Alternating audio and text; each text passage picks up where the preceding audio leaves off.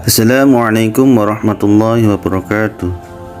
Sahabat rahimatullah, berikut ini adalah kisah Umar bin Khattab dan Ali bin Abi Thalib ditanya 3 pendeta yang akhirnya masuk Islam.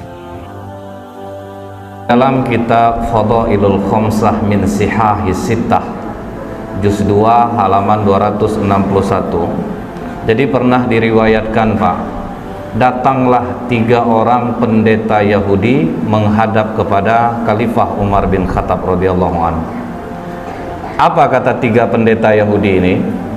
Wahai Amirul Mukminin, kami bertiga datang ingin bertanya kepadamu beberapa hal. Apabila engkau bisa menjawab pertanyaan kami, maka kami bertiga masuk Islam. Tapi jika engkau tidak bisa menjawab, berarti Islam itu bukan agama yang benar dan Muhammad itu bukan seorang Rasul. Jadi jaminannya, Pak, kalau Umar bisa jawab, mereka masuk Islam. Tapi kalau tidak, jangan lagi katakan Islam itu agama yang benar, Muhammad itu seorang Rasul.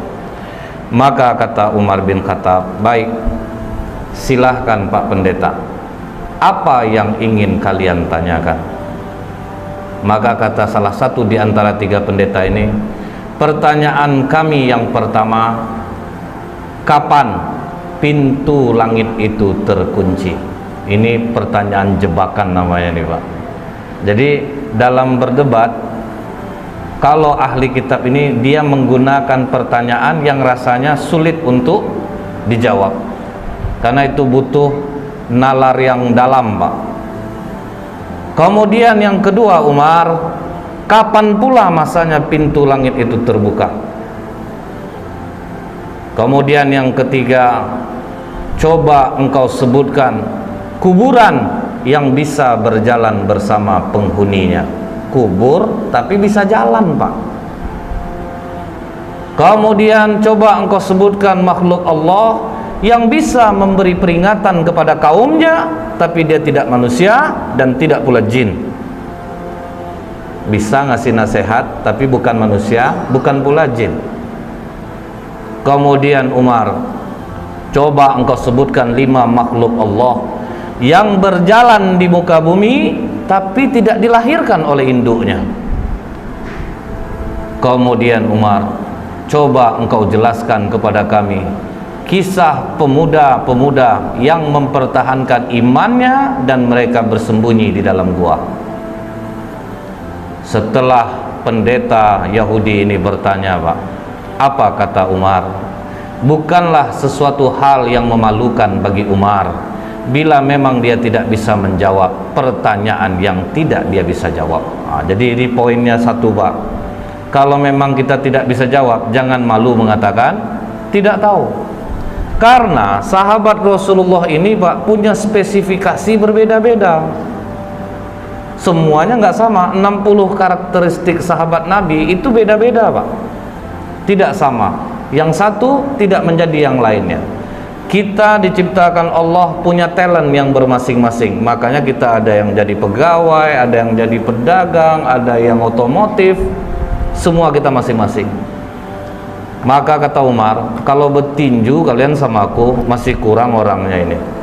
Kalau bertinju, karena Umar itu kenapa dia digelari Al-Faruq, sang pembeda itu, Pak? Dengan masuknya Umar lah dakwah Islam ini jadi terang-terangan. Apa kata Umar kepada Rasulullah? Ya Rasulullah, jika aku mati dalam keadaan Islam, apakah aku mati dalam keadaan benar? Iya Umar. Jika aku hidup dalam keadaan Islam, apakah aku juga adalah hidup dalam keadaan benar? Iya Umar. Kalau begitu tidak perlu sembunyi lagi Rasulullah, keluar kita semuanya. Jadi Hamzah di depan, Umar di belakang, jalan menuju Ka'bah. Terdiamlah semua orang Quraisy. Maka Umar dekati seluruh orang Quraisy itu. Siapa yang ibunya ingin menjadi nangis? Siapa yang istrinya ingin menjadi janda? Siapa yang ingin anaknya menjadi yatim? Berdiri, lawan aku. Nggak ada yang mau, Pak. Karena tahu Umar itu tahan berantem dari pagi sampai sore, 1 lawan 5, masih mampu dia. Jadi agak jiper juga jadinya pendeta Yahudi ini, Pak. Tapi kata Umar, bagian dari kami ada yang gak mudah menjawab pertanyaan ini. Kalau memang ada ya sudah, ajukan saja. Dipanggil oleh Umar, Salman. Dipanggil Salman Al-Farisi. Ya Amirul Mukminin, kau pergi ke rumah Ali, katakan Umar memanggilnya. Maka Salman langsung lari ke tempat Ali bin Abi Thalib. Wahai Ali, Umar memanggilmu. Ada 3 orang pendeta Yahudi mendebatnya. Maka Ali melupakan segala perbedaannya dengan Umar. Itu ingat, Pak, sahabat Rasulullah ini bukan tidak ada berbeda pendapat. Mereka berbeda, tapi ketika Islam membutuhkan, perbedaan hilang. Kalau kita tahan pindah masjid tuh, Pak, nak mau sembahyang lagi tuh, pokok kalau udah tidak diterima pendapat, pindahlah, Pak, jauh sholatnya. Tapi sahabat tidak, berbeda pendapat pun yang kemesraan tetap. Contoh nih, Pak, Abu Dzar Al-Ghifari ditarik oleh Utsman bin Affan ke Madinah. Akhirnya Abu Dzar Al-Ghifari memilih untuk mundur dari pemerintahan Utsman. Berarti kan beda pendapat tuh, Pak. Dia beda pendapat, dia mundur dari Utsman. Tapi ketika ada orang yang mengajaknya kudeta, wahai Abu Dzar, kami yakin kau dalam keadaan benar. Bagaimana kalau kita kudeta Khalifah Utsman? Apa kata Abu Dzar, Pak? Apabila Khalifah Utsman menyuruhku gantung diri saat ini, akan ku gantung diriku. Itulah setianya sahabat, Pak. Berbeda pendapat, oke. Tapi kalau disuruh ngelawan pimpinan nggak mau, Bu. Utsman suruh aku gantung diri, aku gantung diri aku ini. Nah, Ali begitu Umar memanggilnya, dalam riwayat ini disebutkan dia ambil burdahnya, dia sandang selendangnya, dia pergi ke tempat Umar bin Khattab yang waktu itu masih duduk 3 orang pendeta ini. Ada apa Amirul Mukminin? Ini Ali, 3 pendeta ini mempertanyakan beberapa hal. Kalau bisa dijawab, mereka masuk Islam. Tapi kalau tidak bisa jawab, katanya jangan lagi kowar-kowar Muhammad itu seorang Rasul dan Islam itu agama yang benar. Maka kata Ali, silahkan Pak Pendeta, coba diulangi lagi pertanyaannya. Maka kata pendeta ini, yang pertama Ali, kapan langit itu pintunya terkunci atau langit itu digembok oleh Allah, itu kapan? Maka kata Ali, asyirku billah, syirik kepada Allah. Jika kalian mempersekutukan Allah, seluruh amalan tidak naik ke langit. Itulah makna langit terkunci. Jadi kalau kita melakukan kesyirikan, Pak, langit terkunci, langit tidak akan terbuka, amalan tidak akan naik. Kita udah rajin sholat, Pak, kenapa doa kita tidak dikabulkan juga oleh Allah? Mungkin ada yang kita tidak sengaja kesyirikan yang kita buat. Contoh, jamaah umroh Indonesia pergi ke Mekah, naik ke Jabal Rahmah, bawa spidol. Ini banyak nih, Pak, mau buat nama suami saya dan saya, Ustadz, biar abadi cinta kami. Ini kan Bukit Jodoh, tempat pertemuan Adam dan Hawa. Syirik. Udah dicat putih sama pemerintah Arab, Pak. Orang Indonesia yang buat hitam tuh, Pak. Yang nulis itu nggak bisa dilarang itu, Pak. Di Ka'bah merayap-rayap tangannya, menangis, ingus itu juga. Janganlah dipegang-pegang kan Ka'bah itu lagi, Pak. Ingus di situ juga, lap air mata di situ juga. Entah mengapa lah orang berusaha betul mengambil kiswah Ka'bah itu. Kalau tidak dipeluk-peluk, kalau tidak ada yang gunting, tertangkap. Kenapa Bapak gunting ini, Pak? Untuk pelaris kedai, Ustaz. Itu Pak, bayangkan, Pak. Masih banyak yang melakukan kesyirikan. Kemudian kalau lagi hamil, suami tidak boleh bolak-balik ke rumah, tinggal HP suami, Pak, berteriak dari jauh, Pak, "Dek, tolong HP abang. Ngapa abang tidak pulang? Nanti bolak-balik lah anak tuh, nanti dia tidak boleh bolak-balik, abang." Kan buat sulit nih, Pak, buat susah. Demam anak, obat tetomeh, silang sini. Dari mana tuh, Pak? Masih banyak dilakukan orang. Ini yang membuat pintu langit terkunci. Kemudian Ali, kapan pintu langit itu dibuka oleh Allah? Di saat engkau mengucapkan la ilaha illallah. Ketika engkau tidak menyekutukan Allah, engkau mengakui Allah itu satu, pintu langit akan terbuka. Jadi syaratnya itu, jangan syirik. Ini mendekati tahun baru ini Pak, dalam agama Kristen tanggal 31 Desember malam, siapa yang keluar rumah namanya dicoret dari keluarga. Bapak tanyalah sama orang Kristen. Karena bagi orang Kristen malam 31 Desember itu mereka harus kumpul di rumah berdoa apa yang rencana mereka untuk tahun baru. Jadi 80% yang merayakan itu umat Islam. Kenapa bahayanya ini Bu? Karena kita tidak tahu. Yang pertama kali membuat kalender Masehi Romulus. Romulus ini diakui oleh masyarakat Yunani, dibesarkan oleh 2 ekor serigala. Anaknya dewa Mars, dewa perang. Makanya dulu kalender itu awalnya Mars, Aprilis, Meius, Junius, Quintilis, Sestilis, September, Oktober, November, Desember. 10. Kenapa tidak dimasukkan dewa Januari dan Februari? Karena bapaknya pernah bertengkar dengan kedua dewa ini. Ini semua nama dewa nih Pak. Setelah Romulus meninggal, naik Numa Pompilius. Numa Pompilius meninggal, naik Kaisar Augustus, Julius.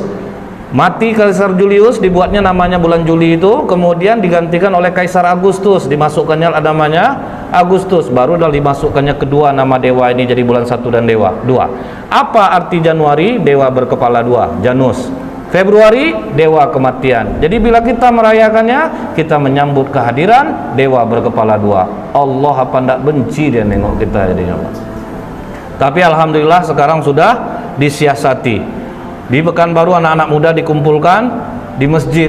Jadi dikasih tausiah, dikasih mabit. Ini bagus Pak. Ini untuk menghindari mudarat yang jauh lebih besar. Jadi kumpulnya di masjid. Kemudian Ali, coba engkau sebutkan kubur yang bisa berjalan bersama penghuninya.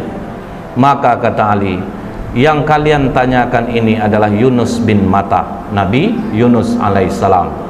Ketika Nabi Yunus berdakwah di kaumnya, nama kaum Nabi Yunus ini Pak, Nineveh Pak, didakwahi tauhid, rajanya mencemooh, kemudian masyarakatnya mencemooh, tidak ada yang mau nerima dakwah Nabi Yunus. Maka Nabi Yunus memohon kepada Allah. Allah kasih waktu 40 hari akan diturunkan azab. Sampai hari ke-39 tidak ada tanda-tanda azab Allah turun. Nabi Yunus putus asa. Dia tinggalkan kaumnya Bu, tanpa izin Allah. Dia tinggalkan kaumnya, dia berangkat, baru langit menghitam. Jadi Nabi Yunus tidak tahu bahwa Allah akan menurunkan azab. Begitu raja dan masyarakat melihat bahwa azab Allah akan turun, waduh, ini benar Yunus ini. Maka semua kaum Nineveh bertobat, cuman nabinya udah pergi. Naik ke atas kapal, gelombang tinggi, ketakutan nakodanya, maka diundilah nama Nabi Yunus keluar berkali-kali. Maka dicampakkanlah Nabi Yunus ke dalam laut, dimakan oleh ikan, terkubur dalam perut ikan, dibawa jalan ke 7 samudra selama 40 hari. Itulah kubur yang berjalan bersama penghuninya. Karena Allah katakan dalam surah As-Saffat 143, falaula annahu kana minal musabbihin, maka sekiranya Nabi Yunus tidak termasuk orang yang banyak berzikir, bertasbih kepada Allah, jadi dalam perut ikan itu menyesal Nabi Yunus. Dia zikir la ilaha illa anta subhanaka inni kuntu minaz zalimin. Mual perut ikan itu dibuatnya Pak. Karena kata Allah la labitha fi batnihi ila yaumi yub'atsun, niscaya dia akan tetap tinggal di perut ikan itu sampai hari kiamat. Jadi kalau sempatlah Nabi Yunus tidak banyak mohon ampun kepada Allah, ikan itu akan tetap mengubur Nabi Yunus di dalam perutnya. Terkaget pendeta ini, waduh ini cerdas satu ini nih. Dapat dia menjawab pertanyaan pendeta. Jadi kubur yang jalan bersama penghuninya, Nabi Yunus berada dalam perut ikan dan dibawa 40 hari ke 7 samudra baru dimuntahkan. Baik Ali, kau benar. Kemudian Ali, coba engkau sebutkan makhluk Allah yang bisa memberi nasihat kepada kaumnya tetapi dia bukan manusia dan bukan pula jin. Maka kata Ali, ketika Nabi Sulaiman dan bala tentaranya sampai di lembah semut, hatta idza atau ala wadin namli qalat namlatu ya ayyuhan nablu dkhulu masakinakum Jadi ada seekor semut, Pak, dia komandoi kawan-kawannya, wahai para semut, masuklah kalian ke dalam sarang-sarang kalian, karena la yahtimannakum Sulaimanu wa junuduh, nanti kalian akan terinjak oleh Sulaiman dan bala tentaranya. Nah, inilah makhluk Allah yang bisa memberi nasihat kepada kaumnya, tetapi dia bukan manusia dan bukan pula jin. Wah, terjawab lagi. Oke Ali, coba engkau sebutkan 5 makhluk Allah yang berjalan di muka bumi tapi tidak dilahirkan oleh induknya. Maka kata Ali, Adam alaihissalam, Siti Hawa, onta Nabi Soleh itu keluar dari batu, Pak, tidak dilahirkan oleh induknya. Kemudian tongkat Nabi Musa yang berubah menjadi ular, ular itu juga tidak dilahirkan oleh induknya. Kemudian kambing pengganti leher Nabi Ismail, itu pun tidak dilahirkan oleh induknya. Akhirnya 2 di antara 3 pendeta ini langsung menyatakan asyhadu alla ilaha illallah wa asyhadu anna muhammadar rasulullah. Oh tunggu, kata satu pendeta lagi, 2 kawanku mungkin sudah terpengaruh oleh jawabanmu Ali, tapi masih ada satu lagi yang belum terjawab. Coba engkau ceritakan kisah pemuda yang bersembunyi dalam gua untuk mempertahankan imannya. Baik, akan aku terangkan seperti apa yang ada dalam Al-Quran, kata Ali. Kalau dari Al-Quran kami sudah dengar Ali, kami ingin engkau detail menerangkannya seperti apa yang disampaikan Rasulullah kepadamu. Maka kata Ali, kalau begitu benarkan duduk kalian. Malah ditantang, Pak. Jadi dia ingin mengungkap Ali itu ceritanya itu yang detail. Maka kata Ali, silahkan, dari mana kalian ingin menanyakan? Baik Ali, di mana peristiwa itu terjadi? Maka kata Ali, di kota Apesus atau Tarses, Pak, antara Turki, Yordan. Kemudian silahkan lanjutkan Ali. Jadi dulunya, kata Ali, kota Apesus ini dikuasai oleh raja yang sangat baik. Ketika raja ini meninggal, Raja Dikianius yang menguasai Roma mendengar bahwa Raja Apesus ini meninggal, maka mereka pun menyerang kota Apesus dan mereka kuasai. Kemudian kata Ali, Dikianius membangun istana besar. Tunggu dulu Ali, kata pendeta ini, berapa panjang dan lebar istana yang dibangun oleh Dikianius? Maka kata Ali, panjang 1 farsah, lebar 1 farsah. 1 farsah itu sekitar 8 km, Pak. Berarti dari sini sampai ke Harudin Nasution. Jadi kalau Bapak punya rumah seluas ini sampai dapur, minggu depan mau ke depan lagi, Pak. Capek, Pak. Luas, Bu, ya. Bayangkanlah, Bu, 8 kilo panjang, 8 kilo lebar. Baik Ali, teruskan. Kemudian Dikianius ini memiliki menteri-menteri, dan Dikianius meletakkan 50 menteri di sebelah kanan, 50 menteri di sebelah kiri. Dan Dikianius mempunyai 6 penasehat, pemuda-pemuda cerdas di belakangnya, 3 di kanan, 3 di kiri. Oke Ali, siapa nama ke-6 pemuda itu?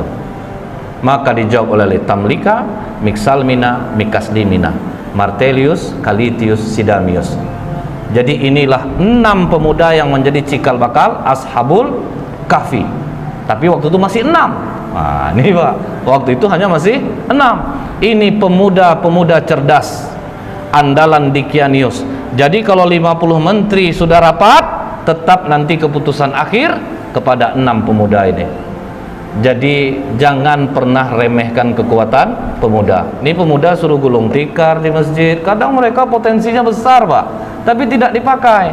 Lihat Rasulullah, semua pemuda kalau ada potensi dipakai. Arqam bin Abil Arqam, anak umur 16 tahun, jadi sarang dakwah Rasulullah rumahnya, Pak. Mus'hab bin Umair, umur 17 tahun, mendakwahi orang Madinah.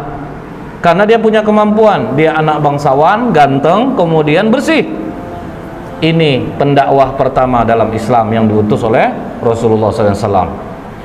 Yang membunuh Abu Jahal, Muawis bin Afra, kemudian Muaz bin Amar al-Jamuh. Berapa umurnya Pak? 13 tahun satu, 14 tahun satu. Siapa penerjemah bahasa oleh Rasulullah yang menulis wahyu-wahyu Al-Quran? Zaid bin Sabit. Berapa umur Zaid ketika dipakai oleh Rasulullah? 13 tahun. Jadi kalau pemuda punya potensi, pakai. Jangan Pak, kalau kita kan kebanyakan Pak pengurus tua-tua semuanya Pak. Padahal anak-anak muda ini ada yang punya potensi besar, tapi dia tidak bisa melihatkan potensinya karena dia tidak terpakai. Kau masih kecil, kau masih kecil, kau masih kecil. Itu bedanya Pak pendidikan Rasulullah dengan kita. Rasulullah, pemuda-pemuda yang memiliki kelebihan itu dipakai, disesuaikan dengan bidangnya masing-masing. Itulah kerugian Indonesia sekarang Pak. Hacker nomor 1 di dunia orang Indonesia, tapi sekarang berkantor di Swiss Pak. Dia bisa memindahkan satelit, jadi dia dipakai sekarang oleh dunia untuk apa Pak? Misalnya Cina bangun satelit keamanan, itu disuruh dia membobol. Coba bobolkan, kalau bobol nanti tolong kuncikan gimana supaya tidak bobol. Lah itu anak Indonesia loh Pak. Cuman sekarang dia berkantor di Swiss. Kena kita Pak. Banyak pemuda Indonesia ini bagus-bagus. Nah kemudian Pak,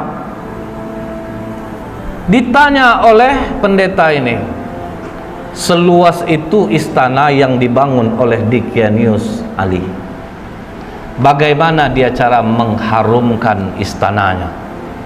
Maka kata Ali, setiap pagi ada yang membawa parfum di dalam ember besar, kemudian ada satu yang membawa seekor burung.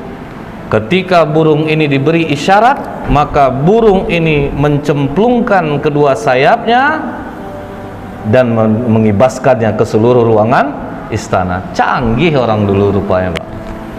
Coba kita pakai Bifresh Pak, tanggal telunjuk tiap hari satu tuh Pak, seluas itu 8 kilo patah Pak, karena besar ruangannya.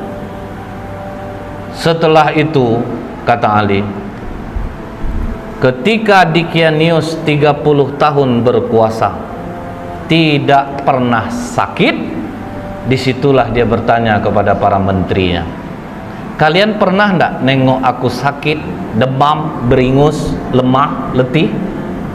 Tidak pernah Raja. Biasanya kalau yang enggak sakit-sakit ini siapa? Tuhan Raja. Bersediakah kalian menyembahku? Bersedia Raja. Pokoknya siapa yang mau menyembahku, aku berikan kehidupan yang baik. Pakaian dari sutra, kemewahan, kekayaan akan aku berikan. Begitu dikasih kekayaan, uang, fasilitas, masyarakat rela menyembah Dickianius Pak. Mereka semua menyembah Dickianius. Itulah bahayanya uang. Jadi uang ini Pak bisa membuat orang labil Pak, dibuatnya. Kita pulang ke rumah lama, marah istri kita Pak, dari mana aja Bang? Ndak BBM, ndak WA. Abang tadi ada kerja sedikit, buka dompet agak beberapa lembar Pak, ini uang untuk abang ndak ngomong dari tadi loh, cemas adek abang lama pulang. Itu dahsyatnya Pak. Jadi kalau dipakai baik-baik uang itu, tapi kalau dipakai buruk dahsyat.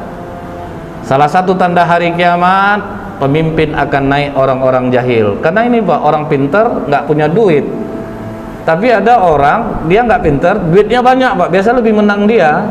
Jadi itulah ngerinya. Betul tanda hari kiamat itu banyak pemimpin yang jahil Pak, karena bukan orang-orang yang ahli di bidangnya yang memegang bagian itu. Jadi uang itu dahsyat kekuatannya. Tapi Pak, 6 pemuda yang di belakang Dickianius akhirnya rapat di rumah Tamlika. Dickianius mengaku dirinya Tuhan. Disuruhnya orang menyembah, orang pun menyembahnya. Sementara kalau dia Tuhan, kenapa harus kita yang memutuskan setiap permasalahan? Jadi menurutmu bagaimana Tamlika? Dia bukan Tuhan.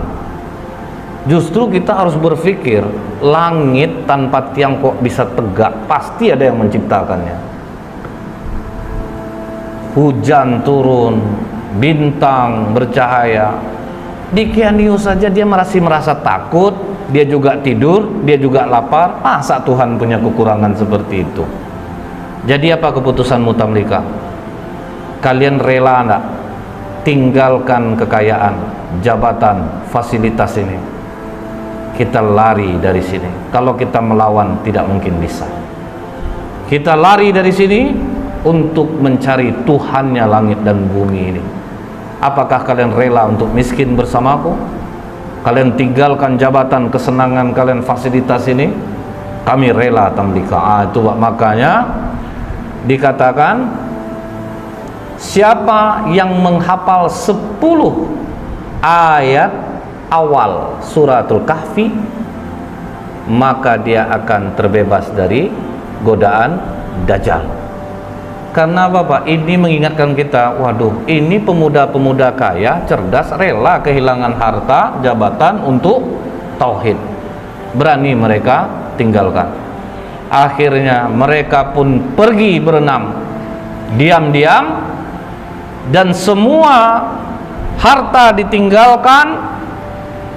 Mereka sempat menjual kurma, Pak. Kurma itu dijual sebanyak 3 dirham. Uang 3 dirham ini dibawalah lari. Cukup jauh mereka berjalan, sampailah mereka berjumpa dengan seorang pengembala yang memiliki seekor anjing. Maka kata pendeta ini, siapa nama anjing itu? Maka dijawab Ali, namanya Kitmir. Kemudian apa kata pengembala ini? Tuan-tuan, dari wajah tuan-tuan, aku yakin tuan-tuan ini bukan orang miskin, pasti dari bangsawan. Jadi karena apa? Orang-orang senang ini kelihatan dia dari wajahnya. Kemudian betul kata Tamlika, kami ini 6 penasehat Dikianius. Dia mengaku dirinya Tuhan dan kami tidak mengaku itu. Makanya kami meninggalkan kerajaan. Kami tinggalkan semua pangkat jabatan kami. Karena tidak pernah kami berjalan seperti ini. Lihat, kaki pun sudah luka-luka, Pak. Orang manja jalan berkilo-kilo, habis kaki luka.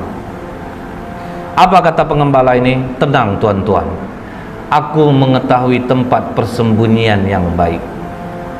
Izinkan aku beserta kalian. Makanya jadi 7 dengan pengembala ini. Dikembalikannya lah gembalaan dia kepada tuannya, maka dia dan anjingnya ikutlah pemuda-pemuda kepercayaan raja tadi. Kemana mereka dibawa Ali? Dijawab oleh Ali, ke Bukit Naglus yang di bawahnya ada gua yang namanya Khemar. Maka begitu mereka mau masuk gua tersebut, sempat mereka mandi di mulut gua. Jadi mulut gua itu ada air terjunnya, Pak. Jadi memang susah untuk diketahui orang. Sempat mereka mandi, masuk ke dalam, duduk, golek sana, golek sini, golek sana, sampai terang hari. Hari sudah pagi. Kita lapar. Siapa yang akan mencari makanan? Makanan hanya ada di tempat kerajaan. Berarti sangat jauh kita pergi berjalan ini. Siapa yang mau pergi? Karena Tamlika ketua rombongan. Biar aku yang ke sana. Hati-hati Tamlika, jangan sampai engkau tertangkap Dikianius. Begitu Tamlika keluar dari mulut gua, sudah mulai terkejut dia, Pak, karena air terjunnya sudah tidak ada. Tapi terus dia bawa uang 3 dirham ini, jalan terus sampai di gerbang kota. Mulai heran dia, Pak, kenapa berbeda betul kota ini? Apa aku salah masuk? Akhirnya masuk dia di tempat orang menjual roti. Begitu sampai di tempat orang jual roti, ditanya harga roti berapa? 1 dirham. Dia kasih uang dirhamnya. Begitu dia memberi uang dirhamnya, langsung ditahan tangannya oleh penjual roti. Kau menemukan barang kuno ya? Tidak, itu uang biasa. Uang aku hasil dari menjual kurma kemarin. Jangan bohong. Raja Abdurrahman hanya mengambil 5% dari barang kuno yang ditemukan. Tambah kaget Tamlika, Pak. Loh, nama rajanya kok beda? Bukankah raja di sini Dikianius? Oh, engkau telah menyebutkan nama raja zolim yang mati ratusan tahun yang dulu. Wah, tambah kacau Tamlika. Pokoknya kau harus menghadap kepada raja. Bingung juga dia, Pak. Oke, kita menghadap kepada raja. Begitu sampai di kerajaan, alangkah kagetnya Tamlika, ternyata rajanya memang tidak Dikianius. Dikatakan oleh tukang roti ini, "Raja, ini orang membeli roti kepadaku dengan menggunakan uang kuno. Jadi makanya aku bawa dia kemari. Tapi ini uang aku kemarin, Raja, bukan uang kuno." "Sudahlah," kata raja, "kami hanya mengambil 5% dari barang kuno yang ditemukan." "Tidak, Raja, ini uang baru kemarin." "Sudahlah, jangan berkelit," kata raja. "Aku tinggal di sini, Raja." Disebutkannya lah nama-nama orang yang dia kenal, Pak. Apa kata raja? "Sepertinya pikiranmu mulai terganggu. Nama-nama yang kau sebutkan itu nama-nama orang yang sudah lama mati ya." "Tapi betul, Raja, aku tinggal di sini, Raja. Aku masih ingat di mana rumahku." Maka kata raja, "Iringi dia. Kemana dia menunjukkan rumah, pergi kalian ke sana." Diiringilah oleh para tentara sampai di rumah yang dia tunjuk. Diucapkan, dipanggil keluar orang tua yang sudah sangat tua renta. "Mengapa kalian datang kemari?" katanya kepada tentara raja ini. "Ini, Pak, pemuda ini mengaku dia tinggalnya di sini." "Siapa kau, anak muda?" Dijawab oleh Tamlika, "Aku Tamlika, putra Filistin." Langsung sujud kakek ini datuk moyangku. Inilah yang diceritakan oleh Isa alaihissalam. Pemuda-pemuda ini akan bangkit. Mereka mendiami gua. Makanya di kitab Injil ada ayat tentang Ashabul Kahfi, Seven Sleeper. Jadi ada, Pak. Maka hebohlah kota Efesus. Bangkit raja mengingat apa yang pernah disampaikan oleh Isa alaihissalam. Jadi rupanya sudah datang pula utusan Nabi, sudah berlalu pula masanya. Maka kata raja ini, bawa Tamlika, digendong di atas kuda, dihormati sampai di bawah bukit Naglus. Apa kata Tamlika? Jangan ada yang naik ke atas, karena nanti sahabat-sahabatku mengatakan Dikianiuslah yang mengejar dia. Jadi tunggu kalian di bawah, biar aku yang naik ke atas. Maka Tamlika naik ke atas, sampai dalam gua, bawa juga lah roti tadi. Silahkan makanlah kalian dulu. Apakah aman perjalananmu, Tamlika? Bukan aman lagi, malah aku bingung dan terkejut. Tahukah kalian sudah berapa lama kita di sini? Makanya ada dialog itu, Pak, dalam surat Al-Kahfi. Fadarabna ala adhanihim fil kahfi sinina adada. Maka kami tutup telinga mereka dalam gua itu selama beberapa tahun. Kemudian kami bangunkan mereka agar kami mengetahui manakah di antara kedua golongan itu yang lebih tepat dalam menghitung dan berapa lamanya mereka tinggal di dalam. Jadi mereka mengatakan ada yang setengah hari, ada yang 1 hari. Maka kata Tamlika, tidak, kita berdiam di sini sudah lebih daripada 309 tahun. Mendengar itu, benarkah Tamlika? Iya, raja sudah berganti.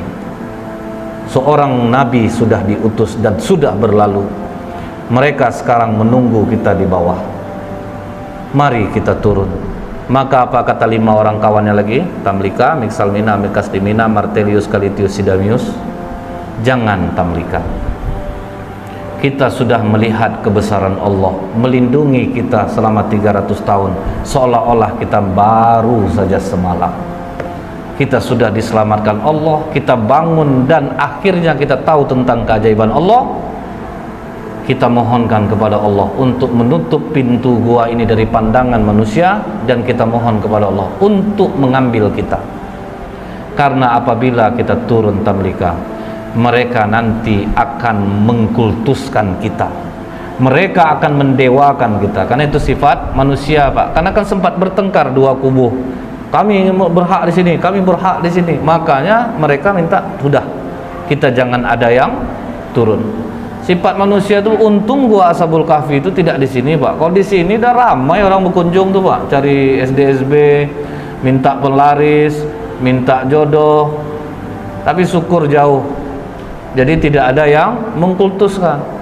Coba Bapak bayangkan, kuburan Husain cucu Rasulullah saja, untuk naik ke kubur itu, Pak, mesti pakai lidah dijilat tangga itu, Pak. Itu dikultuskan.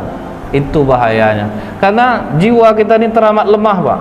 Ada seorang ulama di jalan bawa onta. Di tengah jalan ontanya mati, perjalanannya masih jauh. Dikuburnya lah onta ini supaya tidak busuk bangkainya, Pak. Menangislah dia di atas kubur ontanya. Tapi tanpa tahu ulama ini, ada masyarakat yang menengok ulama ini menangis di kuburan itu. Tapi masyarakat tidak mau nanya, Pak, itu kubur siapa. Disampaikannya lah ke masyarakat yang lain, pernah ada ulama nangis di kuburan itu. Ramailah orang di kubur itu, Pak. Pas ulama ini lewat lagi, dia lihat kok kuburan onta aku ramai orang ziarah. Orang kan tidak tahu, Pak, bahwa itu adalah kubur onta dia. Ulama ini menangis karena dia tidak bisa lagi naik onta. Begitulah mudahnya orang percaya terhadap sesuatu itu. Akhirnya pintu gua itu ditutup dari pandangan manusia. Mereka pun tidak ada jelas riwayat mereka diambil Allah atau ada kuburannya pun tidak ada. Karena mereka meminta kepada Allah, ambil kami, tutup gua ini dari penglihatan manusia. Seminggu raja berkeliling mencari, Pak, tidak ditemukan gua itu pada awalnya. Kalau sekarang sudah. Setelah Ali menceritakan ini semua kepada pendeta ini, maka pendeta itu mengatakan, engkau benar Ali, engkau telah menceritakan dengan detail apa yang ada di dalam kitab kami, dan memang benarlah apa yang disampaikan Muhammad kepadamu. Maka pendeta yang terakhir ini pun masuk Islam jadinya, Pak, mengucapkan syahadat asyhadu alla ilaha illallah wa asyhadu anna Muhammadur Rasulullah. Jadi inilah dahsyatnya ketika kita memiliki ilmu, kita tidak gampang dibodohi. Ketika kita memiliki ilmu, makin tinggi ilmu, Pak, berdebatnya mesti makin pelan.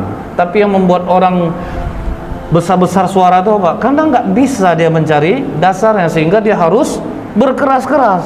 Tapi lihat sikap Ali, dia dengan lembut, dia terangkan satu persatu, dia dakwahi dengan kecerdasannya, sehingga ketiga pendeta ini pun luluh dengan dialog ilmiahnya dengan Ali bin Abi Thalib. Jadi memang kita ini diciptakan Allah lain-lain bidang, lain-lain keahlian. Tidak bisa orang ini menjadi orang yang lain. Semua kita sudah diberikan kelebihan oleh Allah. Itulah salah satu pelajaran dari Umar, dari Salman, dari Ali bin Abi Thalib radhiyallahu anhu.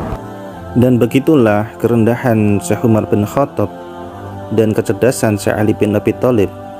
Semoga kita semua bertambah keimanan dan ketakwaan kita kepada Allah Subhanahu wa taala.